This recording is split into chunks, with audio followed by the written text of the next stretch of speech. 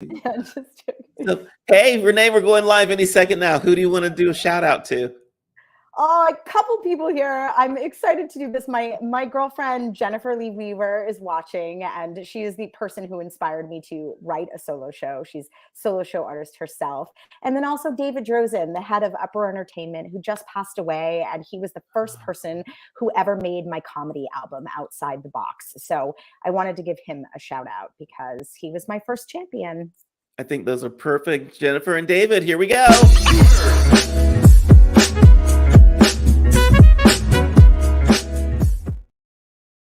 All right, guys. Today we are having an incredible conversation with superstar comedian and actress Renee Santos. With over a decade of experience, Renee is known for her unique blend of humor and personal storytelling, touching on everything from foster care to social issues. Her dedication to her craft and unique perspective have earned her a loyal following and numerous accolades, including a 1-hour comedy album and an Amazon Prime special. I'm thrilled to have her on the show. We're going to talk about comedy. We're going to talk about that one-woman show, all kinds of experiences, and we might even get into like aliens and technology because I just found out that she is like into it, and I love that. How are you doing, Renee? I'm doing quite well. Thanks for the intro, superstar. Shoot, I don't know what to say to follow that. Well, I am like going down just a little bit. I'm going like superstar here, Michael here. We're good. So let's talk about your about the cool stuff that you do, because I want to know about the stand-up comedy world. I want to know about your solo show and how you're writing that. Talk about it just for a second. Start with comedy and go into one-man show, one-person show. All right. Well, it's interesting. A lot of people ask me like, what is my writing process as a comic? And I have to say, I'm so grateful for technology, because oftentimes I observe something in the world and I will put a voice memo on my phone and it'll be the impetus for me to write. And then I'll pull over on the side of the freeway and write for 20 minutes. And then other times I sit down at my desk and I'm like, okay, it's my writing session. And then nothing comes to me. So it's not, my writing process is not quite as calculated as some may think.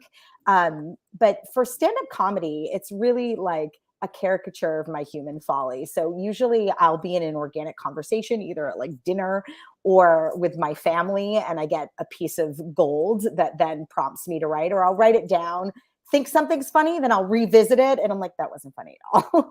Or sometimes I'll be elevated in a conversation. I'll hear something on the radio and I start a rant and I realize like, oh my God, I should record that. So comedy has been a little bit more organic in the writing. It's been less structural. As I embark on my first one-woman solo show, that is a little bit more structural. But I've been very blessed to have a great couple of guides. My girlfriend has written a solo show before, and she's given me the advice of like being willing to learn how to write it, but to not decide exactly what you're going to write before it's happened. I've given a lot of exercises from my director, Kim Lee Smith, who's actually been on your show before. And so some of these are like free write exercises and I don't know really where they're going. And I'll find myself editing before it's time to edit, where it's supposed to be this sort of like verbal vomit right now in this stage of the game, where I'm not, but I'll be like, I don't know. I think I used too many prepositions in that sentence. And I'm like, why are you editing a free write, Renee? Like, just allow yourself to flow. So I'm finding my attention to grammatical flaws while I'm writing the solo show. And when I write stand-up comedy, I'm like, I should probably take out those 2 curses and the likes I threw in there. You know what I mean? So you need to trademark verbal vomit, by the way. That like it's really good. Verbal vomit. It is so much better than like stream of consciousness. Just give me some verbal vomit. So when you're writing comedy, and we're gonna get to the one woman show in a second, but when you're writing comedy, I always wonder if like comics have to be on all the time, or if people are trying to say funny stuff so that you'll take it and put it in your show, that kind of things. Like, what's it like being a comic and everyone knows that you're a comic? Well, the only thing that's sort of bizarre about being a comic is people expect me to just bust out into a joke. Like if you were a doctor and you were out to dinner with somebody, they wouldn't be like, oh my God, will you perform surgery for me right now? Like it wouldn't happen. You'd be able to. So I think people forget because if you're doing the art form well, it looks like you're up there and you're just playing. And to a degree I am, but it is also work. So that is the challenge, is when I'm out in the world just trying to be a regular person, I'm often asked to perform like a monkey. And sometimes that's a little bothersome.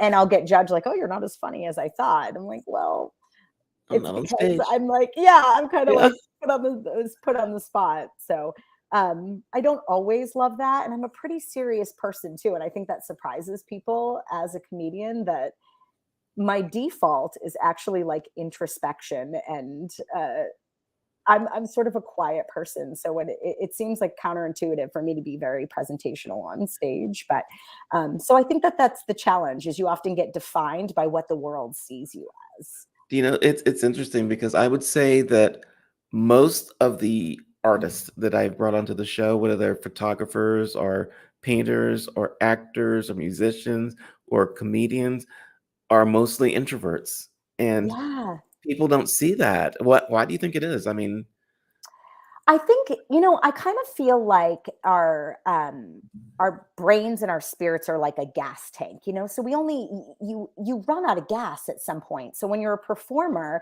it's like you're driving really fast and you're exerting a lot of like your emotional compass and your spiritual compass. So when you're drained, you really do need to refuel and replug in.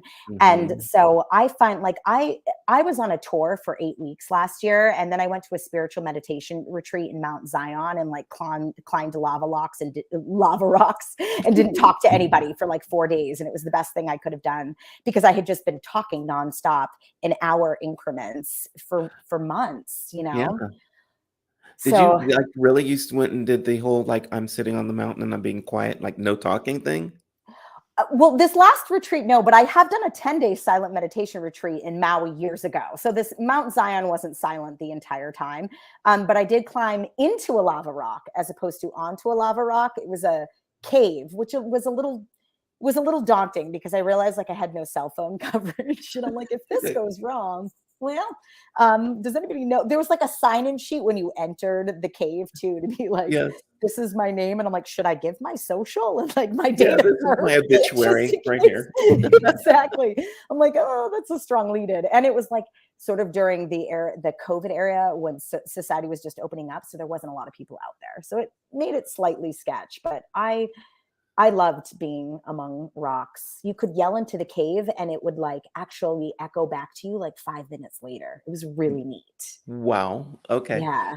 I like that. That's like you could just clap for yourself, tell a joke, and then it comes back. Yeah, but on a weird delay, because it like goes all the way through the cave and circles back. It doesn't have this immediate echo. It was really magical. That is cool. Highly recommend it. So you're doing the comedy, which is very, very cool, and you're doing now a one-woman show. So what's going to be the difference? Because people are going like, oh, well, I've seen the comedy stand up, and I love that. What's going to be different with the one-woman show? That's a really good question. It's the template is still the same story. I'm honest in my comedy, but it is a caricature, and part of that allows me to play in a way with like some absurdist jokes. And I can be in a room where I'm really hot and say, oh, it's 782 degrees, and people are on board with me, right? They know it's not actually 782 degrees, and so it allows me to play in a way that doesn't always get me to the authentic nature of the emotion, the root of the emotion. Okay. And the solo show is a very different experience. Stand-up comedy kind of opened that floodgate of my willingness to be seen. But the solo show is at a different level, because it just requires a level of vulnerability where I'm getting honest, not only in the pieces that I'm telling, but in the way that I'm delivering it. That emotional vulnerability isn't hidden by an absurdist comment. So it's a little scarier for me. But I also feel I've had this story inside me for a really long time. And I think that that's the most important thing for us to do, is to not like die with our song inside us, whatever that is. And so I know that it's time for me to tell this story. I've lived long enough now to tell it. I tried to tell the story as sort of as my thesis at Emerson 20 years ago. Now I'm aging myself. Um, and I wasn't ready, you know, and I think that that's part of the challenge of youth, is that we think we have to understand the entire world at 25 and then our lives stop at 25. And I want to do this solo show because I've now lived over 4 decades that I feel like I have something to contribute in my story, but yet it's still unfolding. And my solo show as it lives right now is sort of this malleable, breathing organism because I'm in the middle of my story, you Is it know, and scary? it is very scary. I'm talking about things I've never talked about. And I also feel like there are things I can't talk about in stand up. It doesn't work in that format. I'm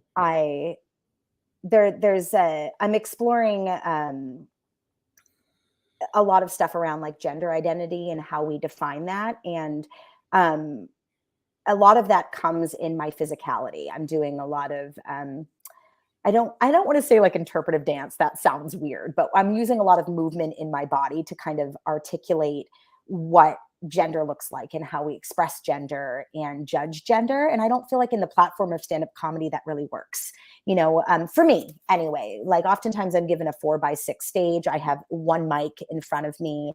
And so I'm sort of contextually limited by just the performance space that I'm given. And so Uh-huh. as a solo artist, I have much more space to utilize. It's like the stage itself becomes the art form instead of just the person in front of the mic.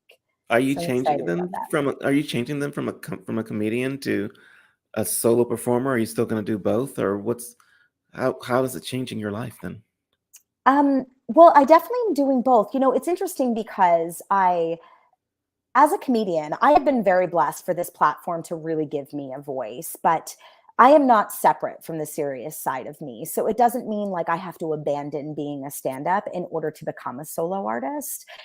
It's part of all of that. And my solo show is going to have a lot of elements that are really funny because my life has been bizarrely, dramatically funny. I've had a lot of like absurd moments. Like honestly, one of the my drives to write this show is I'm third born. I have two older sisters, and I was in a car with my dad, and this stuff doesn't even write itself. And my father was warning my niece, who could potentially be trying to have a baby. She's 27, just got married, potentially desiring to have a baby soon. He warned her that anything more than 2 kids is just a burden.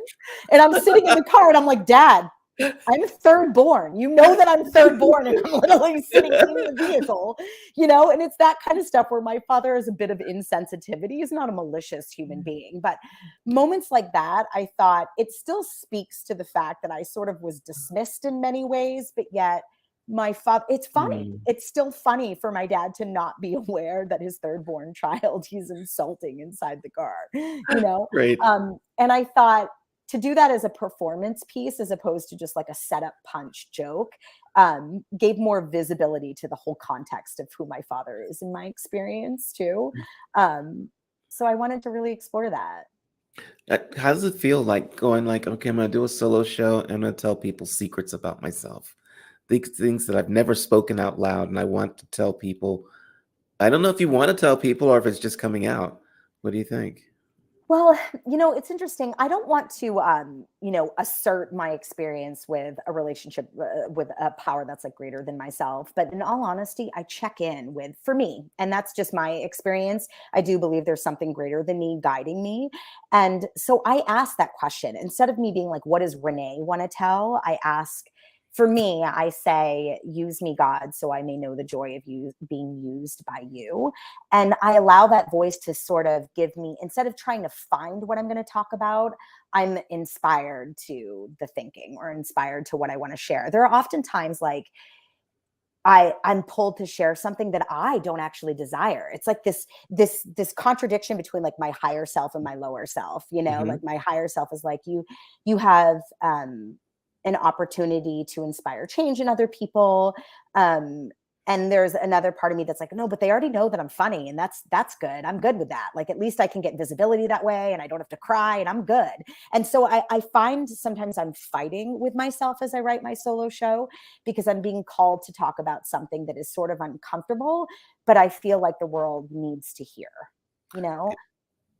You just brought up something that I was fascinated to learn this about you, that you are, I shouldn't say fascinated, it was just like another interesting side of Renee that I didn't know about, was the spirituality and the extended beliefs that most people go like, is this crazy? Or does any of this stuff really work? So where are you on my Mulder Scully scale? I'm at a Scully level 2, and I'm trying to get to Mulder level 910. I love So that you make a parallel to the X-Files, because I'm a huge X-Files fan too. In fact, I was totally in love with Gillian Anderson. I had 131 laminated photos of her on my wall when I was a little girl. When I came out to my sisters, they were like, obviously you have laminated pictures of Scully on your wall. yeah. So, but I'd say I'm more of a Mulder. On a scale of, and for those of you watching, Scully's the skeptic, Mulder's Yeah. the believer. And I'm more of the believer. But what I love about Mulder, I'd have to say I'm a Mulder 9, because I feel like Mulder tried to convince Scully a little bit more. And I don't try to convince people of my spirituality. It's like, to me, it's about attraction, not promotion. I don't need to like tell people what to believe in. I don't think I have a monopoly on a higher power or any of that. I think that that's kind of what's problematic about the world, is we think we have a monopoly on this definition. And so, but I'm very spiritual. I don't really do a lot without checking in with that, like that higher power. I have a very conscious contact with that. It's, to me, it's a relationship like anything else. So yeah, I feel like Renee doesn't make a lot of good decisions on her own. Okay. I That's mean, God. it's just fascinating to me because, see, I remember the show, The X-Files, Mhm. for everyone that's wondering what we're talking about. I remember the show, and there was always the poster with the flying saucer says, "I want to believe," right? Now, Mhm. Mulder always believed, and I want to believe. I seriously want to talk to aliens. I really want to astral project. I want to believe in telekinesis, astral projection. I just haven't gotten there yet, and I just find out what do you think's holding me and other people back that are still at Scully level 2, 3, and you're at Mulder level 9. um, I think part of it is the need for proof. And I think some of the most powerful things in the human experience you can't prove. Like trust can't be proved, it can't be measured, love can't be measured. But yet those are some of the most like valuable things Hmm. in the human condition. And so I think that the what makes people skeptics is that we need that proof, even though many times part of like what I think makes you that level too is that you do have a level of faith too, like when we were talking, not to interview you, but I remember when we were talking about the idea for this show and like kind of where that came, and you had a belief and a sort of a surrender to like, I don't know if this is going to work, but like you trusted that that was your calling for like the next right thing you were supposed to Hmm. do, and so I think that that's like a level of faith. It's kind of like when we both sat down in whatever chairs we're sitting in. And I'm assuming neither one of us checked the screws underneath the chair to make sure that it could support our weight. We just knew what the structure of the chair was and we just sat down. We had faith Right. that it would support us. And so I think that's where that baseline is like we only trust the thing that's tangible as opposed to trusting in what's not known. And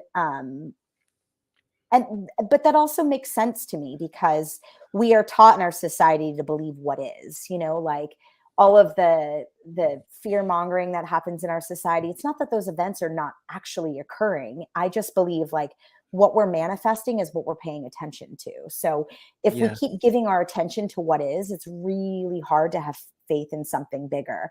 I think about it with my career all the time. Like I have no evidence that this solo show is going to work. I haven't done it. The show doesn't go up till June, and here we are interviewing. And there's that part of me that's like, why would I be interviewed about a solo show that doesn't exist yet? And it will exist. I'm committed. I have a date already to perform it in June.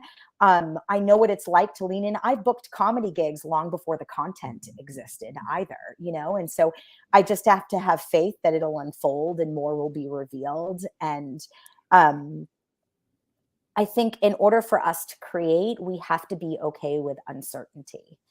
Okay. So it would, in this case, would uncertainty be the same as faith then?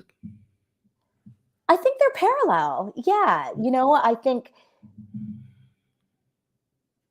I don't know if they're exactly the same thing, because I think that sometimes we have to, there's a level of certainty that we just don't get to find out. This is, what happens with the career is a perfect example. Sometimes I won't book a comedy gig and somebody else booked that gig. So the end of that story exists. It's just, I don't know it. Like, I don't know who got the gig, or I don't know. So, and I think sometimes when it comes to faith, or the sort of the unfolding of other areas of our life, or like a belief in something that's sort of conspiring for our good, there really is no end answer yet, because as we make choices, the universe sort of like recalibrates for us, right? Like, it's like a GPS system. If you accidentally go the wrong way, it just recalibrates. It doesn't like yell at you and be like, why did you, were supposed to take a left? What were you doing? And doesn't be like, okay, now you have to go back there. We're going to talk about why you didn't take a left. It just recalibrates. It just allows you to make the next choice, right? That's actually a really good analogy for it, isn't it? It's just like, Yeah. keep going, turn here. Nope, you missed it. Turn here.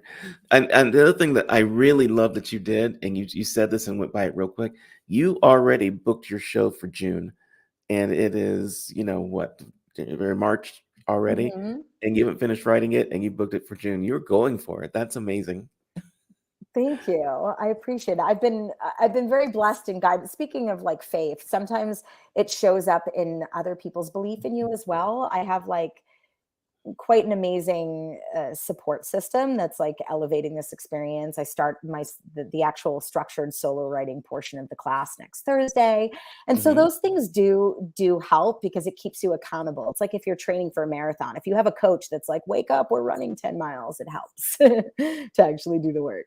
Interesting. I wonder then, as a person who wants to see the aliens, as a person who wants to believe in the psychics and everything, should I just let go and stop looking for the hardcore proof, you think? I don't think you should stop looking for hardcore proof. I think if you're called to do it, that's what it is for me. I feel like if I'm supposed to look, I kind of ask for what is that guidance, because I also don't think we're supposed to sit in a couch all day and be like, well, I'm told to just have faith, so I'm just going to sit here and do nothing. Like, I think sometimes we'll get impulses that give us the next right indicated action, but it doesn't mean that we don't take action steps. So Okay. if you keep digging, I think it's great. And I think you're onto something, man. There's no way we're the only ones here, No, probably not. right? Probably not, right? So we're going to keep digging in. We're going to learn more and more about you, because we are going to play a little bit of this or that and learn more about Renee Santos. So I'm going to ask you questions, and it's just, I give you two choices, A and B, and you have to choose one or the other. There is no middle ground. Uh-oh. Okay. I'm ready. And if you don't know, you guys got to make it up. Okay. I'm ready-ish, I Okay. think. So we'll talk about comedy and one woman show and all that kind of stuff.